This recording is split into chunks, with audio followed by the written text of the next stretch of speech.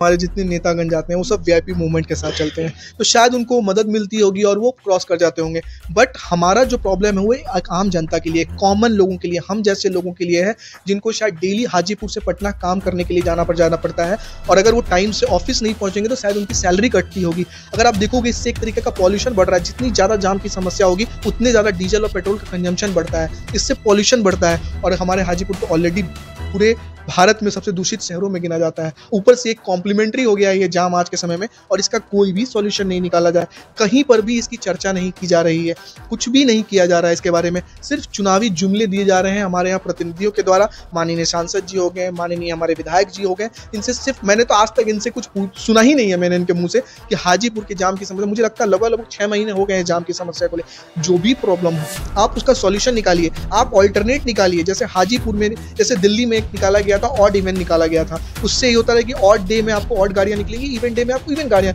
आपको कुछ ना कुछ तो सॉल्यूशन निकालना पड़ेगा। अगर प्रॉब्लम है, आपको जनता ने क्यों बैठाया है, हाजीपुर की 12 करोड़ जनता ने अगर आपको उस गद्दी पे बिठाया है तो उसका सॉल्यूशन निकालने के लिए बैठाया है, इसलिए नहीं बैठाया कि आप भी उस प्रॉब्लम को लेकर बैठ जाए, वरना एक आम जनता में और एक माननीय में क्या कम डिफरेंस रह जाएगा। एक चीज देखा गया है कि मुस्लिम संगठन जो है वक्फ बोर्ड संशोधन बिल के समर्थन के कारण जेडीयू को बॉयकॉट किया। नीतीश कुमार के इफ्तार पार्टी में मुस्लिम संगठन के लोग नहीं पहुंचे, मुस्लिम समुदाय के लोग नहीं पहुंचे। कैसे देखते हैं हाजीपुर के मुसलमान, क्या सोचते हैं? क्या वो अभी के मौजूदा एनडीए सरकार से त्रस्त हैं?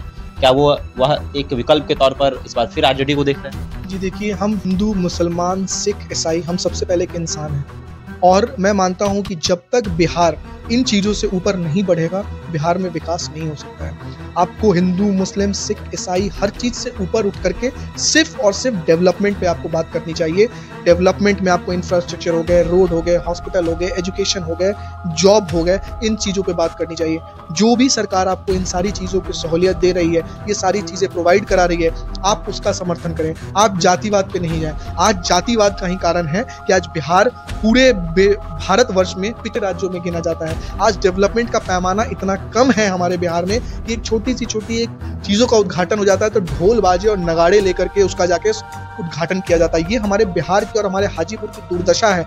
जब तक हम लोग इन चीज़ों से ऊपर नहीं उठेंगे तब तक हमारे बिहार का विकास नहीं होगा, हमारे हाजीपुर का विकास नहीं होगा। हमें इन चीज़ों से ऊपर उठ करके उन प्रतिनिधियों को चुन करके लाना है जो आपके लिए बात करें, आपके विकास के लिए बात करें, आपके बच्चों के फ्यूचर के लिए बात करें। एक और सवाल है कि नीतीश कुमार ने राष्ट्रगान का अपमान किया। आप लोग भी जो है पोस्टर लेकर जो है हाजीपुर की सड़कों पर खड़े थे।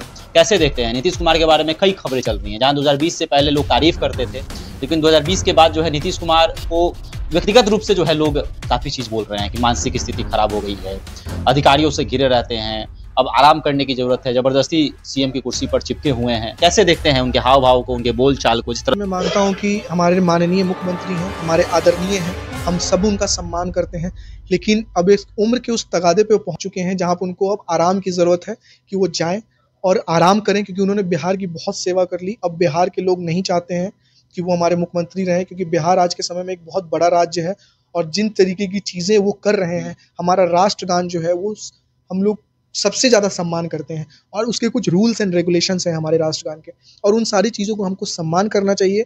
और मेरा यही मानना है कि हमारे मुख्यमंत्री जी को इस पे आके माफ़ी मांगनी चाहिए कि उनसे गलती हुई है। कि देखिए, हमारे प्रदेश के मुखिया हैं, वो जो चीज़ करेंगे दूसरे लोग भी वही फॉलो करेंगे, और अगर एक आम जन अगर होता तो शायद उसमें आज तक उसको सजा मिल चुकी होती। लेकिन हमारे माननीय प्रधानमंत्री के लाडले मुख्यमंत्री जी हैं, शायद इसलिए उनको इन चीज़ों को फेस नहीं करना पड़ रहा है। बट मैं मानता हूँ कि इस राजनीति से उठ करके जिस आज़ादी के लिए हमारे इतने लोगों ने बलिदान दिया, उनके सम्मान में कम से कम हमारे माननीय मुख्यमंत्री जी को आके एक स्टेटमेंट देना चाहिए। और जैसा आपने अभी कहा कि बिहार विधानसभा में जैसे हमारे नीतीश जी ने बिहार की प्रथम महिला मुख्यमंत्री श्रीमती राबड़ी देवी जी के बारे में जो स्टेटमेंट दिया, मेरा मानना है कि वो सिर्फ एक महिला मुख्यमंत्री नहीं, वो बिहार के उन सारी महिलाओं का प्रतिनिधित्व करती हैं जिनका सोच एक दिन उस लेवल पे पहुंचने का है।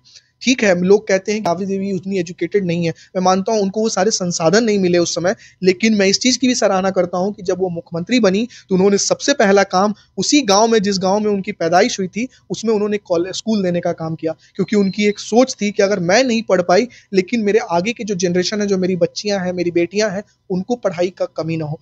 तो उनकी इतनी बड़ी सोच थी कि वो नहीं पढ़ पाई क्योंकि उस गांव में स्कूल नहीं था, तो उन्होंने मुख्यमंत्री बनने के बाद सबसे पहला काम किया। मैं मानता हूँ ये एक सराहनीय कदम है।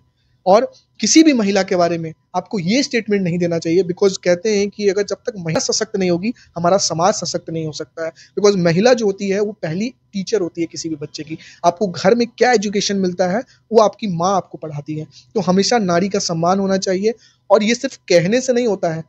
वो पार्ट जदयू जो है सिर्फ़ ये कहती है कि हम नारियों का सम्मान करते हैं, बट वो उनके बिहेवियर में वो चीज़ झलकता नहीं है। और इसका प्राइम एग्ज़ाम्पल है अभी कुछ दिनों से जो हो रहा है, जो विधानसभा में हुआ, जो हमारी श्रीमती राबड़ी देवी जी को जो कहा गया कि तोरा की पता हो। ये जो मुख्यमंत्री जिन्होंने बिहार को 5 सालों तक चलाया है, उनके लिए ये स्टेटमेंट मैं कहीं से नहीं मानता हूँ कि ये शोभनीय है, और ये चीज़ें नहीं होनी चाहिए। हर महिला का सम्मान होना चाहिए।